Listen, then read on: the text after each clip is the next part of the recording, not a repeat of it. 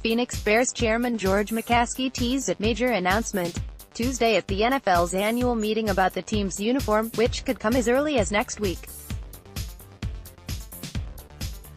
The Bears are celebrating their 100th season in 2019, so whatever that announcement is, it would seem likely to involve a nod to the team's history. While we'll have to wait to see what new threads the Bears will wear at some point in 2019, we do know this: the NFL granted the Bears the first game of the 2019 season, to be played at Soldier Field on Thursday, Sept. 5 against the Green Bay Packers. The NFL's move was unconventional. Usually, the Thursday night game goes to the defending Super Bowl champion. But with the NFL celebrating its centennial season concurrently with the Bears, the league had been in talks long before the New England Patriots won the Super Bowl, again, in February. Perhaps some in Boston will take this as another injustice thrust upon them by Roger Goodell and the NFL. Some other folks in that area of the country probably don't care. But for the McCaskey family, it represents a special opportunity to celebrate how far their franchise, and the game of football, have come since George Halas founded the team 100 seasons ago. "We're looking forward to it," McCaskey said. "The place is going to be rocking. The 199th meeting. We're 2 behind in the series. This would be a good season to even things up, I think." The Packers, indeed, lead the all-time series 9-7, 9-5-6. Their first meeting was November 27, 1921, with the Bears securing a 20-0 win. At one point in the early 90s, before Brett Favre and Aaron Rodgers came along, the Bears had a 24-game lead in the all-time series. It has been, is, and always will be a point of pride for the McCaskey family and Bears fans to beat the Packers, and with a team that had a worst-at-first turnaround in 2018, led by a dynamic coach, budding quarterback and dominant defense, McCaskey wouldn't be wrong to feel the tide starting to turn in the Bears' favor for the first time since Mike Ditka roamed the sidelines at Soldier Field. "We know what the Bears mean to Bears fans and we're just very grateful for that," McCaskey said. "I've said this before, we put our fans through 4 years of hell and they stuck with us and they were rewarded to some extent last year.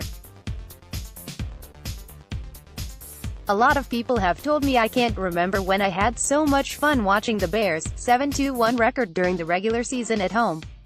Matt Nagy challenged the fans to bring back the Soldier Field home field advantage and they responded. And you could see it building as the season progressed. In those late-season games against the Rams and the Vikings and the Packers, that place was rocking, and that's what we want. We want a distinct home field advantage. We want to be respectful, of course, for the visiting team and visiting team fans, but we want it to be a difficult place for visiting teams to play. The first test of that last line will come in the NFL's first game of 2019.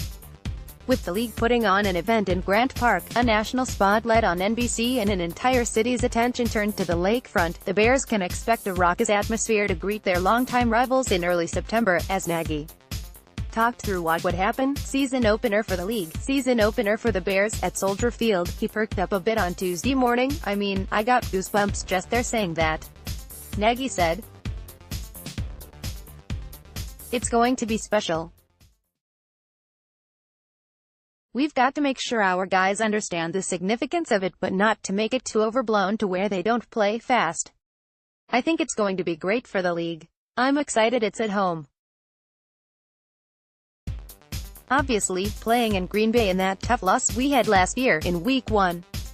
But I'm fired up about it. The NFL, of course, is not without its own issues as it enters its 100th season. Those won't be papered over because of one Thursday in Chicago in September, but the sport remains the most popular one in the United States, with the NFL making strong inroads in Mexico and England, too. And decades ago, when Halas had to creatively battle to get football in front of Americans, perhaps an event with massive interest like the Bears-Packers season opener would have been something he could have envisioned. "I don't know that he could have envisioned the explosive growth of our game," McCaskey said. "But I'm convinced that he knew that professional football was something that America would come to love. And there's a little plaque in the lobby of Halas Hall, underneath this life-size piece of art of George Halas. And the plaque is written by Bill McGrain, a pretty good writer. There's a line in there something to the effect of, by sheer force of his immense will George has demanded that American pay attention to professional football. I think that's what has happened.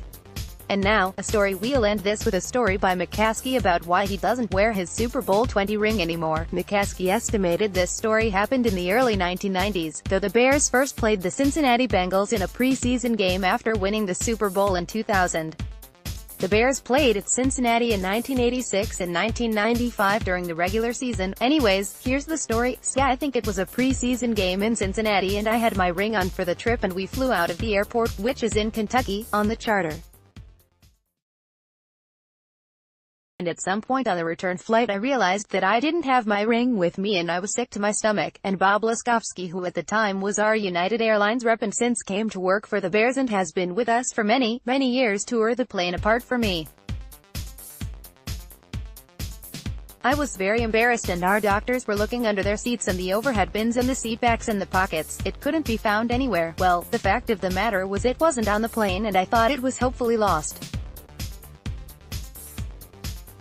I don't remember how much time was passed, but I got a call from a firefighter with whatever the local fire department is that services that airport, and he said, "Hey, I was on a vehicle on the jetway and we're trained to look for debris on the tarmacs that could be sucked into a jet engine, and I've got your ring." Quote, He returned the ring. He didn't want any money, didn't want any reward. He wound up coming to a Bears game or going to a Bears game. I don't remember what the details were, but the ring was smashed. It had gotten run over by one of the airport vehicles. So, since then, laughs, I don't wear it all the time. And I've got my dad's ring from 1963, so they're both in a safe place.